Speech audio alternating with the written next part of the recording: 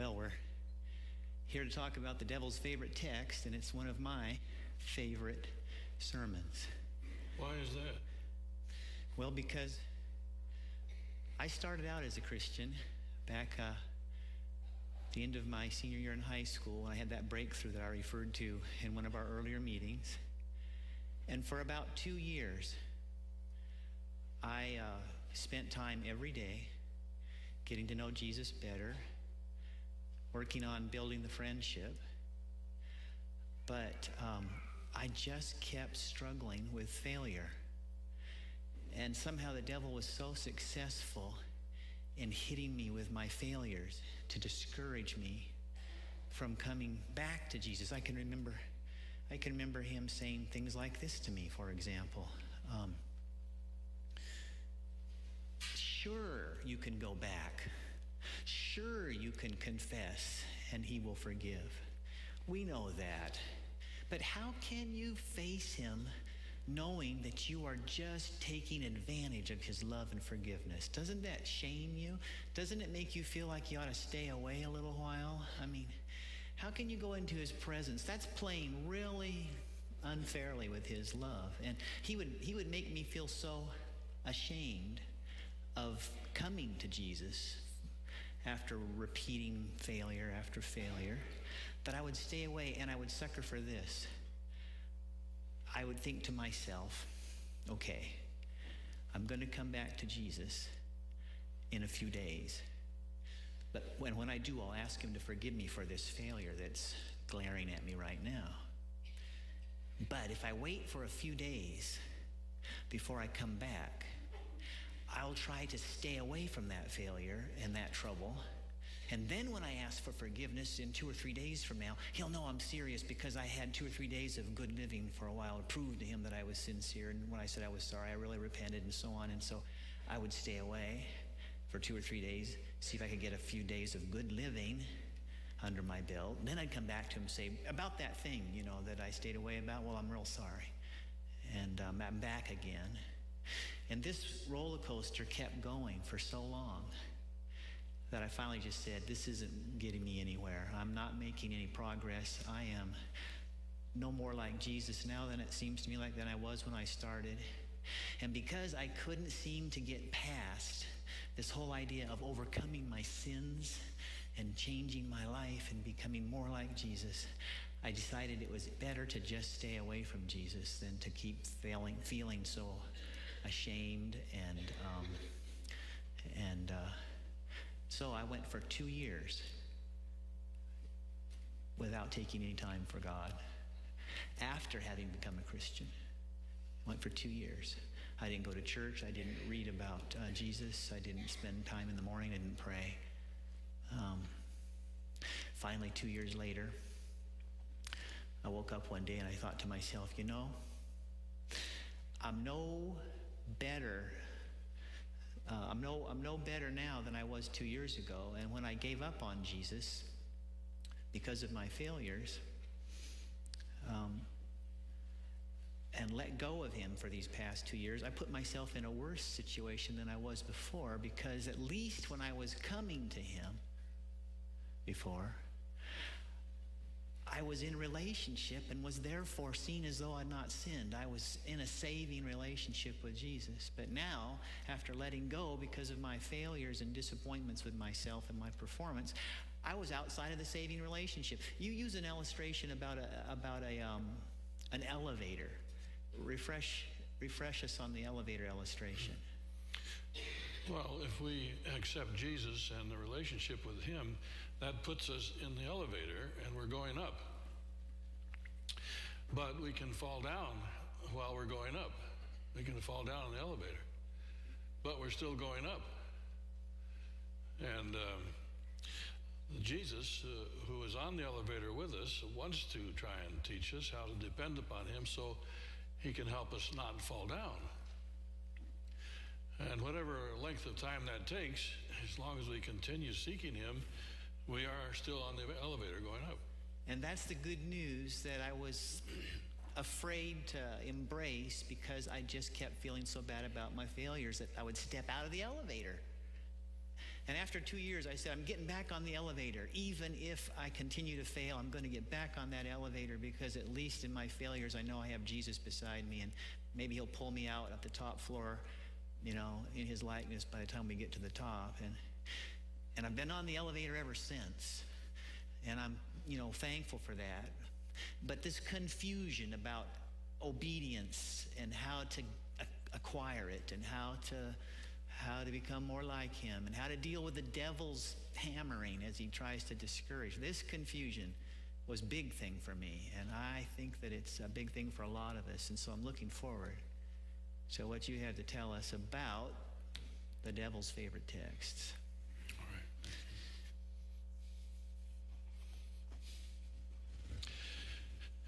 Have you ever had your head split wide open with a brand new idea?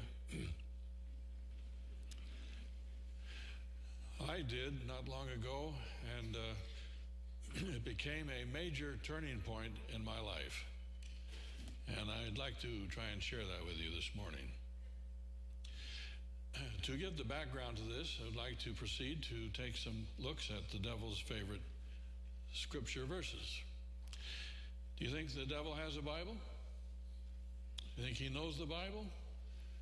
He sure does. I think he has every version. And one of the texts that he beat me over the head with as a kid was one that I heard over and over and over again on the evangelistic stage. Revelation 3, verse 5. He that overcometh shall be clothed in white raiment, and I will not blot out his name out of the book of life, but I will confess his name before my Father and before his angels. Well, I like the idea of him confessing to me before his Father, and the idea of him not blotting my name out of the book of life. And whatever the white garments were, sounded all right. But this was not available to me, because obviously there is a condition. You have to be an overcomer in order for this to happen. And I wasn't doing too good fighting with my brother. It was his fault, but I would fight with my brother and other things that came along, and it looked hopeless. I used to think maybe if I get older, that'll help. And maybe when I'm in my 20s, I'll find the secret. And then I had to change it to in my 30s and then my 40s. I'm not telling you where I am now, but I thought that maybe if I lived long enough and got old enough, I would be too tired to sin. Righteousness by senility.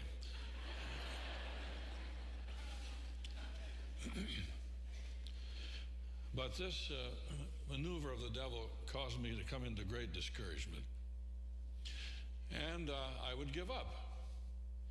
But then there would come along another meeting or a week of prayer or devotion that led me to want to try again. And so I would try again. I'd open my Bible, and I'd come to another of the devil's favorite texts. Hebrews 10, 26 and 27.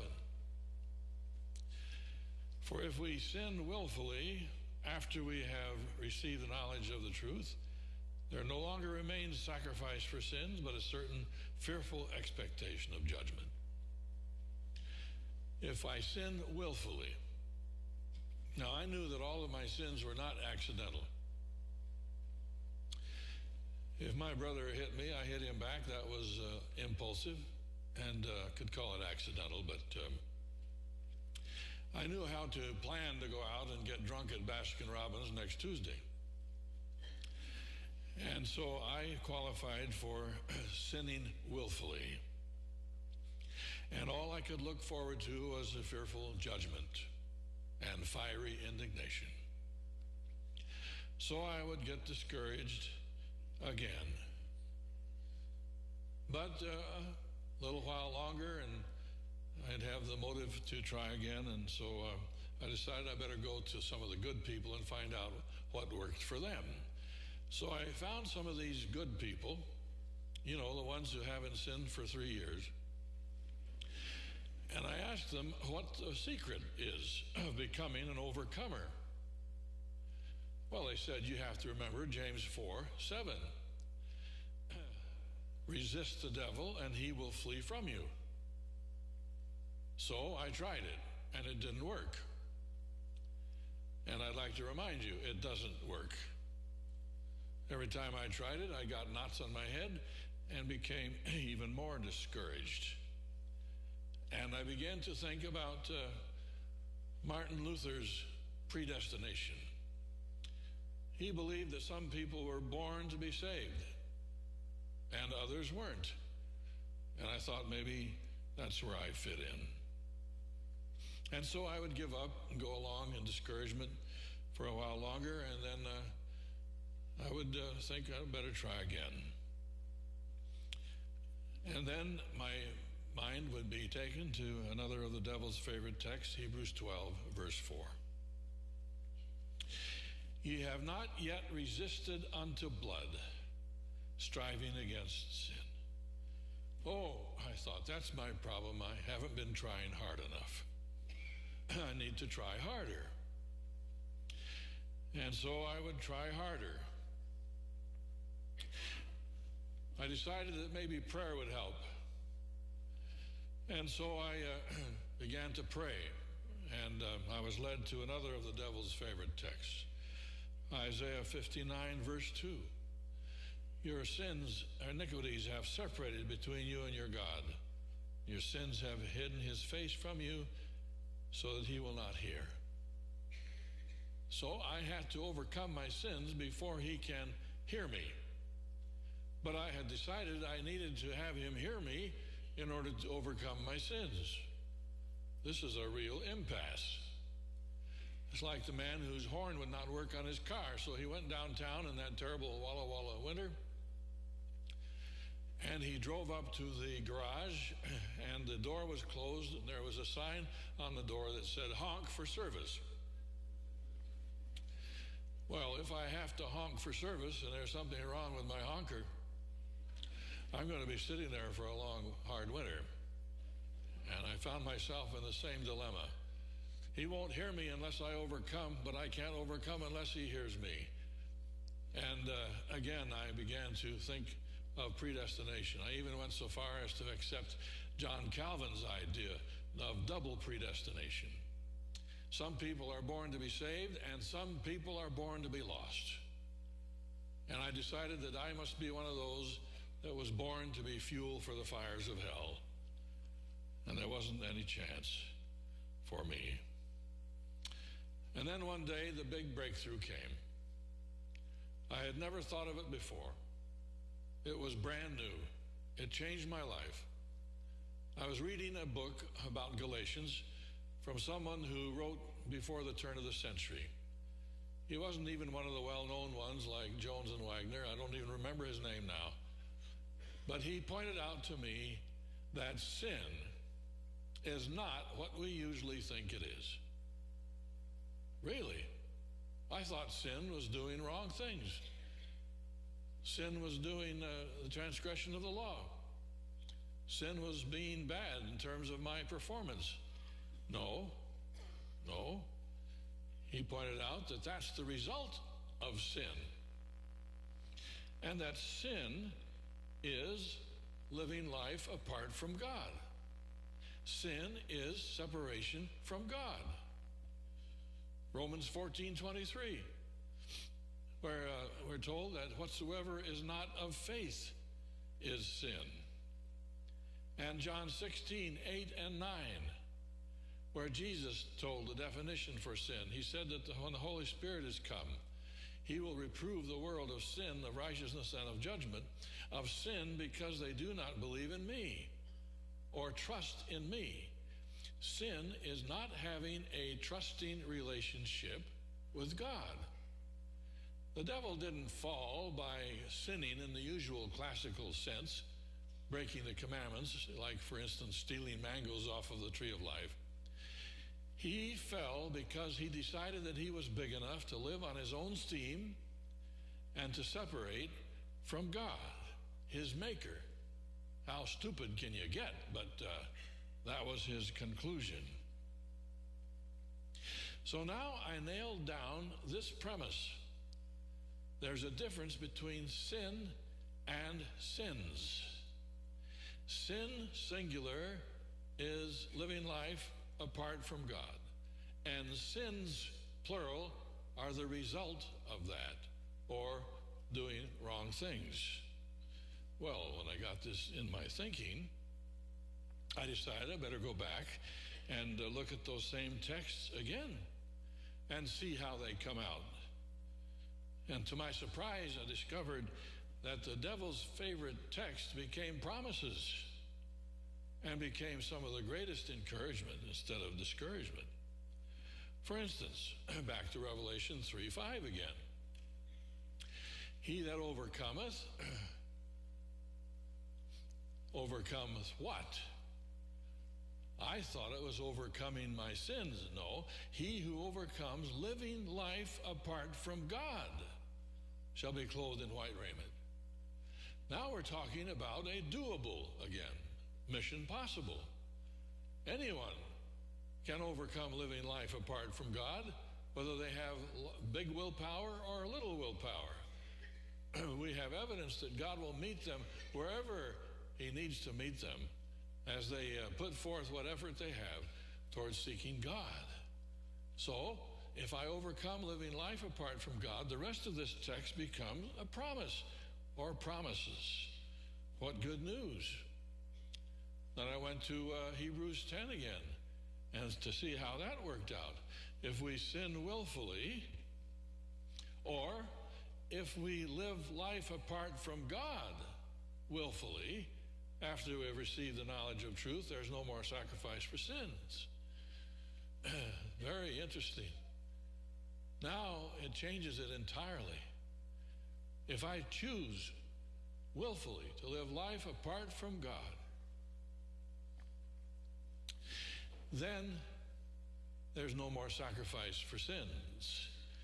Well, the sacrifice is still there, but it's no good for me, because the way I continue to accept his sacrifice and his forgiveness is by continuing relationship with him. But now I can choose not to sin willfully. I can choose rather to live life close to him and in connection and dependence upon him. And this became, again, good news. I thought I'd better go back and look at James 4, 7, and 8 again. And this time I decided I'd read it in context. What a novel idea. And what a difference it makes. The statement, resist the devil and he will flee from you, is surrounded by relationship factors. Submit yourselves, therefore, to God. Then resist the devil, and after that, draw nigh to God, and he will draw nigh to you. Well, there's a lot of difference there. So I went to the good people. I said, why did you just lift something out of the middle of it? Why didn't you give me the whole thing? Of course, they could have said, why didn't you check for yourself? But anyway, they said, well, anyone knows that we have to have a relationship with God, sure. But you've got to do your part. God helps those who help themselves. So you got to get in there and try hard to resist the devil. Besides that, well, I decided I'd go to the Greek to find out what this text said in the original. I studied 2 years of Greek, and I learned just enough Greek to know that I don't know much Greek. So when I want to find out something for sure about the Greek, I go to the experts. I go to the ones who are teaching it and who are working with it all the time, and I went to them. And I said, what does this text say in the original? Does it say that we're supposed to submit to God and draw nigh to God and resist the devil in addition to that? So they looked it up and they checked it carefully, the context and everything. And they said, no, what this text is saying is the way you resist the devil is to submit to God. The method by which you resist the devil is to draw nigh to God. Well, that cleared up that text. I began to wonder about those texts on prayer that were so hard. And so I went back to them.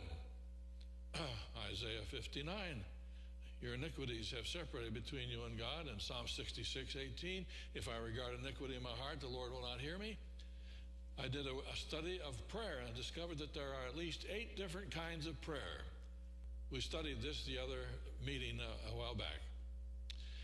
And we noticed that there are 4 conditional types of prayer and 4 unconditional kinds. Seeking God is an unconditional type of prayer. By that we mean that any sinner who seeks and reaches out for God is always, always heard. What confused me was that I thought that this was applying to the sinner seeking God. No, these texts are applying to requests for special favors. And there is a correlation between special favors. The people of God back in the Old Testament days discovered that prosperity and sunshine and rain and crops were dependent upon their obedience to God. So this becomes a conditional prayer, that if I am obedient, I can expect the answer to special requests. But it has nothing to do with telling me that the sinner cannot come to God. And so this was cleared up. Well, I came now to the big one. This is the most exciting. Taking a second look at Hebrews 12, 1-4. Decided to read the context again instead of just verse 4. Wherefore, seeing we also are compassed about with so great a cloud of witnesses, let us lay aside every weight and the sin which doth so easily beset us. Let's stop there for a moment. The sin that doth so easily beset us. Not a sin, but the sin. I used to think this was talking about some cherished sin of mine and everybody had a different one. No, this is talking about the sin. HMS Richards Sr. was visiting my brother's church in Loma Linda one time. And after the first service, my brother said, you can relax here in my study. He said, good, I've been wanting to read a book. And my brother said, oh, what book? He said, the book. The book. Yeah. This is talking about the sin that does so easily beset us. What is that? It's living life apart from God. The big one. How do I know that doth so easily beset us? I told you about taking surveys of my congregations and continuing that through the years, young and old alike, different churches, different schools, to find out just how much time they spent alone with God. And only 20, 25% spent any time at all, even 5 minutes, alone with God. Which meant that the vast majority of professed Christians that I was working with were living in sin or living life apart from God. My brother taught at the seminary for 10 years, and he had a class where he had a particular quiz question every quarter.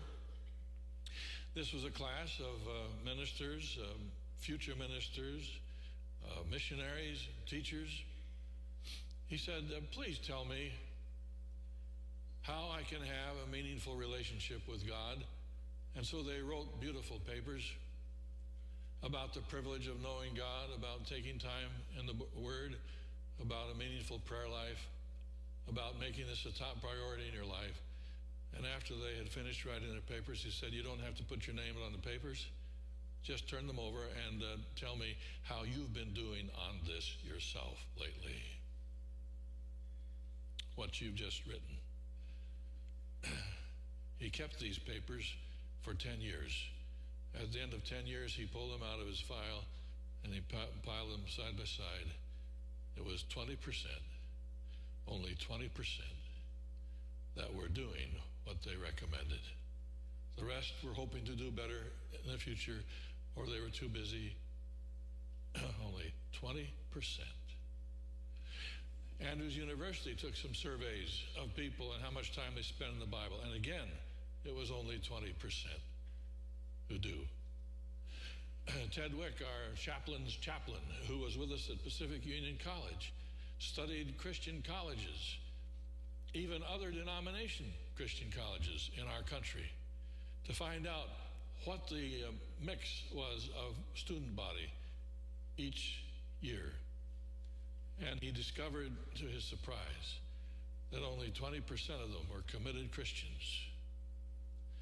On the other end of the line, there were 20% who were actually hostile to religion.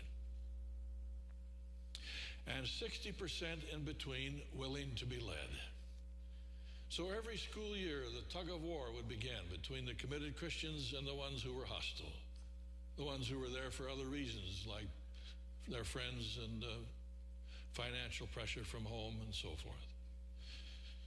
And I said to myself, hey, let's take care of this problem down at the admissions office. Let's make sure that the hostile people don't even arrive on this campus. Well, we had a problem there. It's called money. It takes money to run an educational program, an institution. And it took so much money that if a student came to apply and they could hear thunder and see lightning and had their checkbook out, they were in. And then I discovered that I better not be judgmental, because some of the most hostile ones became our best missionaries later. And some of those who looked like committed Christians traded places with them later. I decided I better leave that up to God. But my main point in describing this typical campus is back again, 20%. Therefore, living life apart from God is the sin that doth so easily beset us. All right, let's continue. And let us run with patience the race that is set before us, looking unto Jesus, the author and finisher of our faith, who for the joy that was set before him endured the cross, despising the shame, and is set down at the right hand of the throne of God. For consider him that endured such contradiction of sinners against himself, lest ye be wearied and faint in your minds. Ye have not yet resisted unto blood, striving against sin, like he did. So what is this talking about? Verse 4 is talking about Jesus, who resisted unto blood, striving against sin. You mean Jesus had to strive against sin? What does that mean? Well, I began to do a little research on the Bible and inspired writings to find out how sins appeal to Jesus. And I discovered page after page of single-space entries that sins had no appeal to Jesus whatsoever.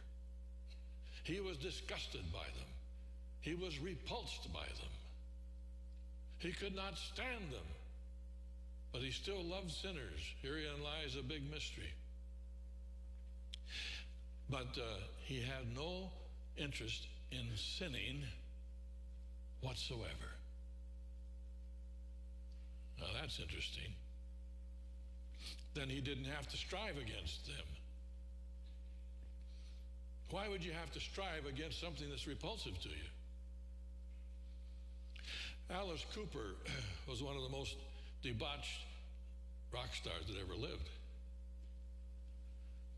Perhaps you remember he used to do some of the most disgusting things. Among them, he would pass a cup up and down through his audience, and they would spit in the cup until it was full. Then he would take it up on the platform and drink it.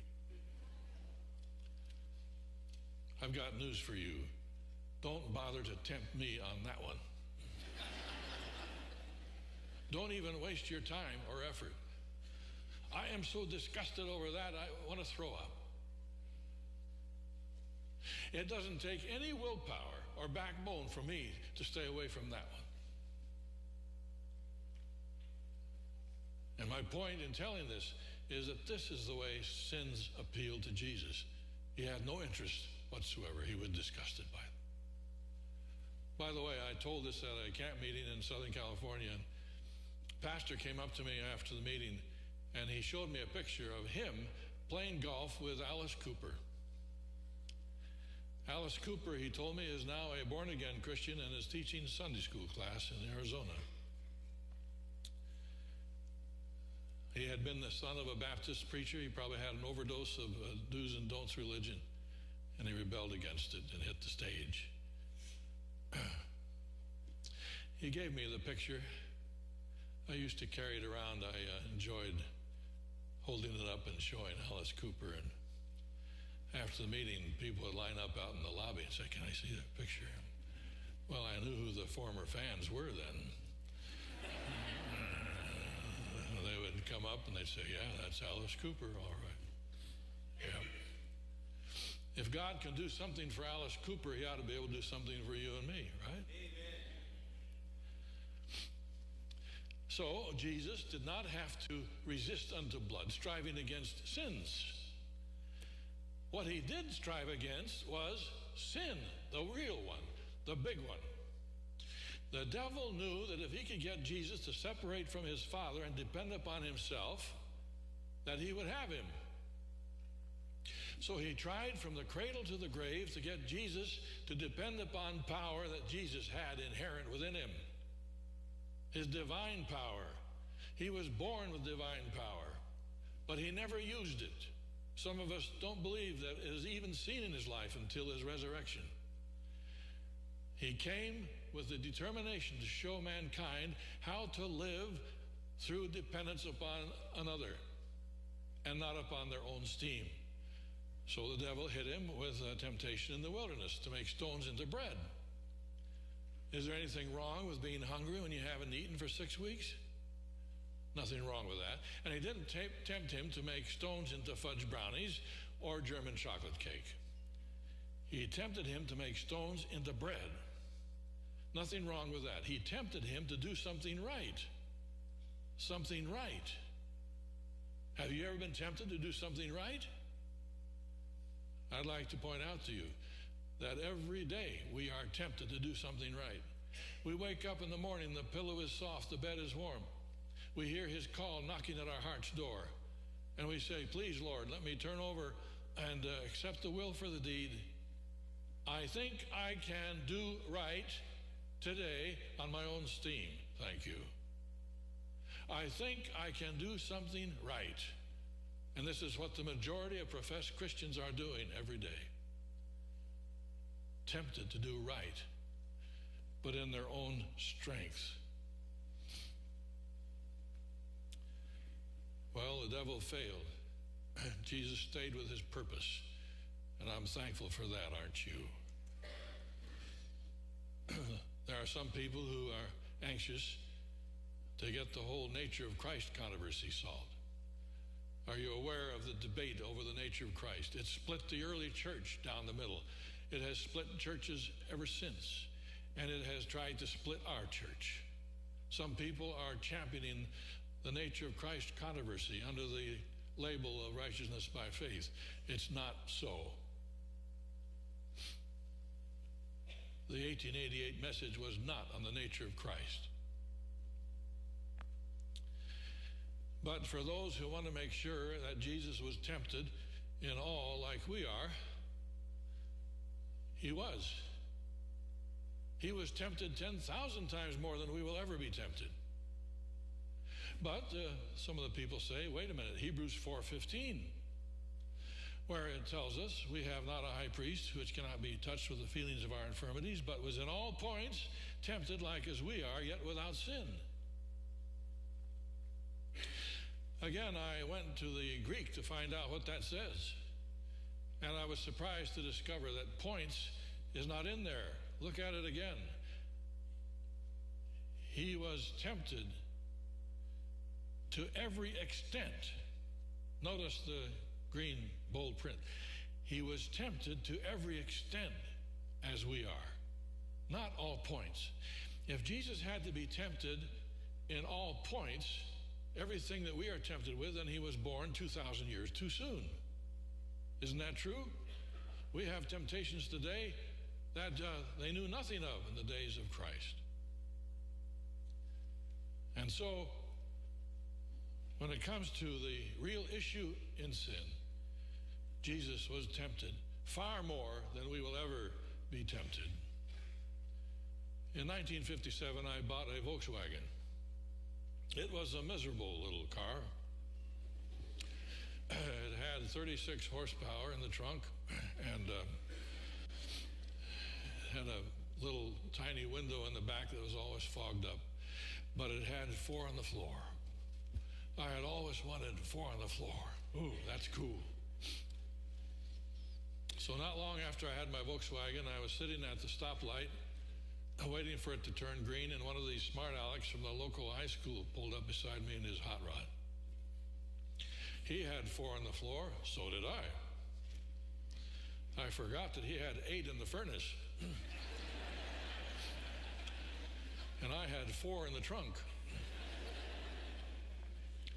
The light turned green and we raced across, and by the time I got across the intersection, he was down at the next stoplight. I was never tempted to do that again. What's the point? If you have the power, that's when you're tempted to use it. Jesus had the power, and he was tempted 10,000 times more than you and I will ever be tempted. But he didn't use it. What an example for us. Well, once you get this whole thing about what sin really is, then this clears up some other hard texts. 1 John is full of hard texts that can be explained in no other way. For instance, 1 John 3:4. If you go to a typical audience of my subculture, you know what you're going to get. If you ask what sin is, they're all going to say what? It's the transgression of the law. Now, notice what happens when you go to the original language, and I did it with this one. What it really says is, whosoever sinneth or lives life apart from God transgresses also the law, for sin results in the transgression of the law. Sin is not the transgression of the law. Transgression of the law is the result of sin. The real sin is living life apart from God, which most of us have experienced too much of.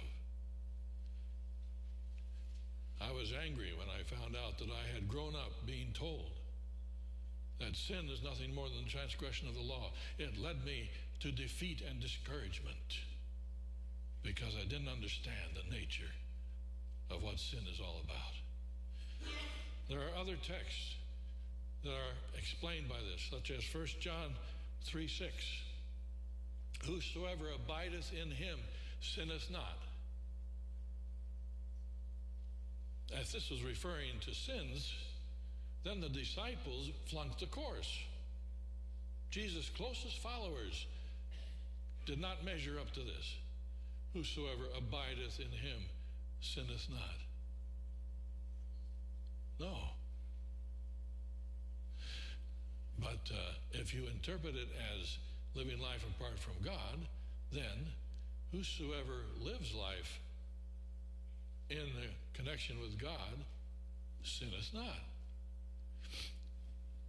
If sin is not abiding in Christ, then if I abide in him, I will not be sinning. Right? I might be sinning. That's a new word. But I won't be sinning. I might still be subject to failure, to my faults and failures and the momentum of my past sins, but I will not be sinning because I am still abiding with Christ. And this is what the disciples did. They did that right, all except for one. They stayed with Jesus. They did not separate from him. Therefore, they were not sinning. Do you get it? Even though they were still sinning and arguing and debating about who's the greatest in the kingdom, one of the worst sins. But they were not living in sin like the people who live life apart from Christ.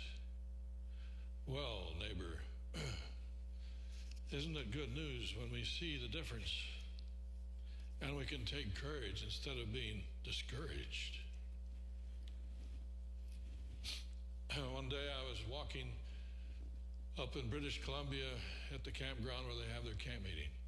Early in the morning, I was looking up at those great mountains and the river below, and all of a sudden I had sort of my own little vision, I guess you'd call it. I was thinking about the judgment and how that our names all come up in the judgment.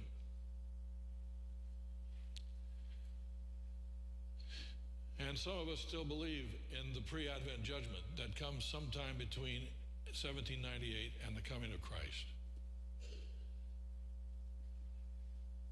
Well, obviously we aren't there when our names come up, but one day my name comes up in the judgment. Venden.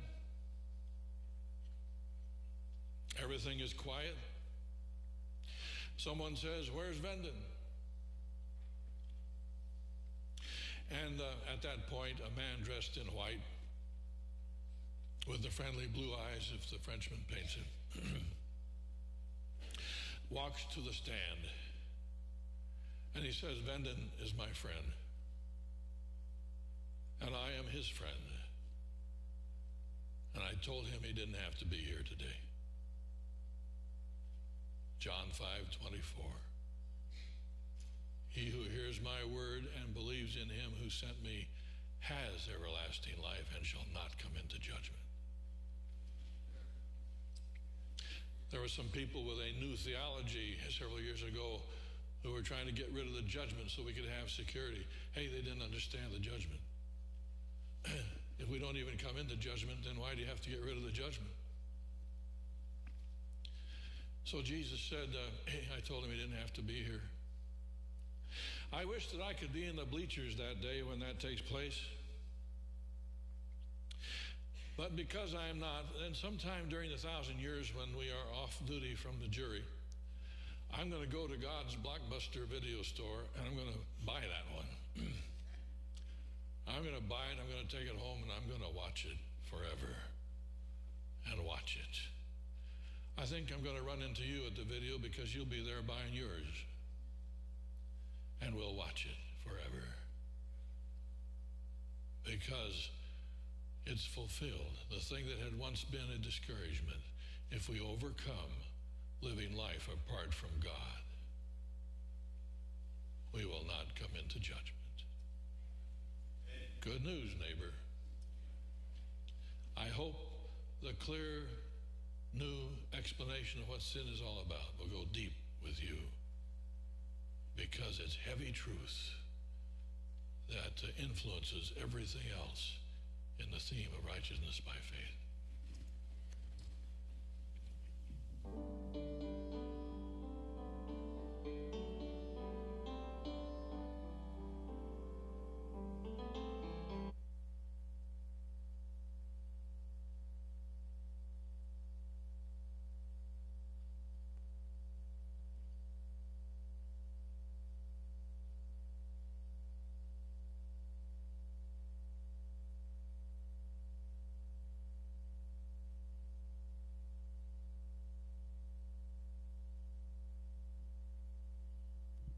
Stand and we'll sing our closing song, number 341, To God Be the Glory.